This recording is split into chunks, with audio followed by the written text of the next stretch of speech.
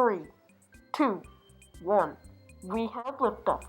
But first, the history of people and space. The ancient Egyptians believed that a goddess, Nut, was the sky.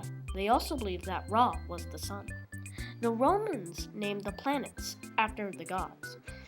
A few examples are Saturn, Jupiter, Uranus, and Venus. Now, into the modern era. I will now teach how a rocket works. Don't worry, it's not rocket science. Oh wait, it is. Rockets work mainly off of chemical reactions. They are, in fact, quite simple. The top two compartments contain either fuel or an oxidizer. The middle contraption is a pump which pushes both the fuel and the oxidizer into the main compartment, called the combustion chamber. In the combustion chamber, both the fuel and the oxidizer mix, exploding out of the bottom.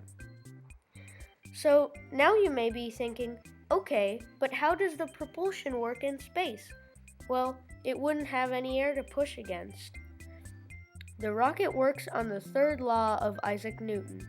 Every action has an equal and opposite reaction. The way this works is that the force of the gas pushes the rocket away, which is the propulsion. Speaking of propulsion, remember those 3 rockets under the shuttle? Those are to help propel the rocket to 75,000 miles per second to escape Earth's gravity. But after those are out of fuel, they drop back down to Earth as a dead weight.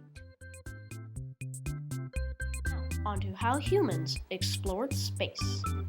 One of the first spacecrafts to reach space was Sputnik 1.